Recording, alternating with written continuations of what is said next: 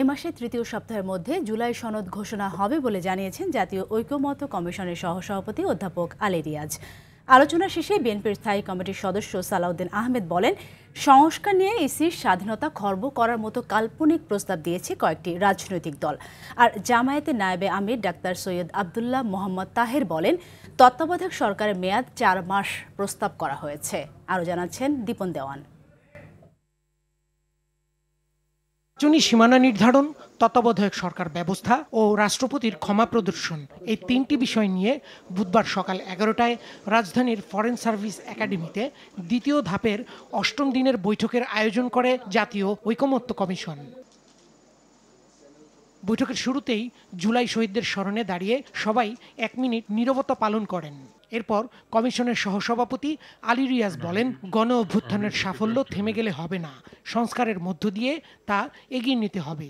যতটা অগ্রসর হতে চাই ততটা না পারায় খানিকটা হতাশ হই, কিন্তু তারপরেও জুলাই মাসের এই 2 তারিখে দাঁড়িয়ে যেটা আমার মনে হয় যে আমরা চেষ্টা করলে জুলাই মাসের মাঝামাঝি সময়ে হয়তো একটা সনদের জায়গায় যেতে পারবো। এটা আপনাদের সকলের প্রচেষ্টা, সকলের আন্তরিক সহযোগিতাটা হচ্ছে সবচেয়ে বড় জিনিস। বৈঠকের শুরুতেই সীমানা নির্ধারণ নিয়ে আলোচনায় অংশ নেয় বিএনপি, জামায়াত, এনসিপি সহ 30টি রাজনৈতিক দল। এ ব্যাপারে সব রাজনৈতিক দল প্রায় একমত হয়। যদি আমরা নির্বাচন কমিশনকে সাফিসিয়েন্টলি স্ট্রং করা এবং স্বাধীন করবার আইনের ব্যাপারে সবাই একমত হতে না পারি, সেক্ষেত্রে উত্তম হবে স্বাধীন বাউন্ডারি কমিশন আলাদা করে দেওয়া, যেমনটা ভারত সহ বিভিন্ন দেশে আছে। এটা হচ্ছে আমাদের প্রস্তাবনা। সীমানা নির্ধারণ এবং তত্ত্বাবধায়ক সরকারের বিষয়ে আলোচনা হলেও কিছু বিষয়ে দ্বিমত পোষণ করেন রাজনৈতিক দলগুলো। কেয়ারটেকার সরকারের বিধানের মধ্যে, গঠন প্রক্রিয়ার মধ্যে জুডিশিয়ারিকে বাদ রেখে তার আগে কি কি বিধান 1টা, 2টা বা 3টা সংযুক্ত করা যায় সেই বিষয়ে দলগুলো আরও নিজেরা চিন্তা করে এই বিষয়ে মতামত দিবে। সেই বিষয়টা আর কয়েকদিন পরে ওনারা আলোচনার জন্য রাখবেন। এই পর্যন্ত আলোচনা হয়েছে।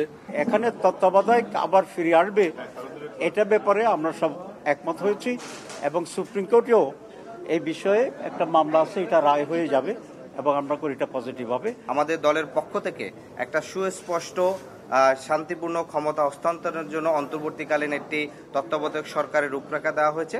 সবার মতামতকে গুরুত্ব দিয়ে সুন্দর সমাধানের পথে যাবে বলেও মনে করে জাতীয় ঐকমত্য কমিশন। নির্বাচনের জন্য এবং এ নিয়ে দীপন দেওয়ান, আর টিভি, ঢাকা।